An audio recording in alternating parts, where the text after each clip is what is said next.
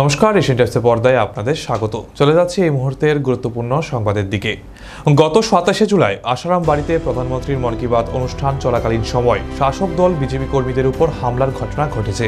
এই ঘটনায় বেশ কয়েকজন বিজেপি কর্মী আহত হয়েছে।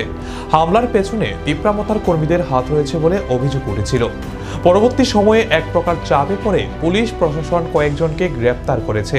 মঙ্গলবার সেই মথা কর্মীদের মুক্তির দাবিতে তিপ্রামথার তরফ থেকে খোয়াইয়ের চাম্পা হাওর থানা ঘেরাও করা হয়।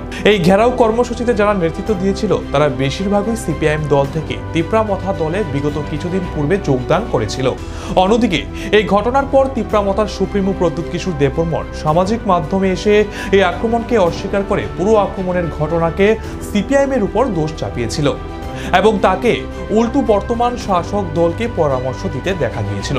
প্রশ্ন উঠছে, প্রদ্যুৎবাবু যদি বর্তমান শাসক দলকে পরামর্শ দিয়ে থাকেন তাহলে আপনার দলের যারা আজ নেতৃত্ব দিলেন তারা কোন দল থেকে এসেছে? সামাজিক মাধ্যমে শাসক দলকে পরামর্শ দিচ্ছিলেন যে শাসক দলে বর্তমান প্রচুর সিপিআইএম সমর্থক ঢুকে বিজেপি দলকে ক্ষতি করছে। বিশ্লেষকরা আরো মনে করছে এই ঘটনাটি একটি পরিকল্পিত নাটক। আসন্ন এডিসি এবং বিধানসভা নির্বাচনকে সামনে রেখে মথা নতুন করে পাহাড়ে উত্তেজনা তৈরি করতে চাইছে, এমনটাই মনে করছে রাজনৈতিক বিশ্লেষকরা।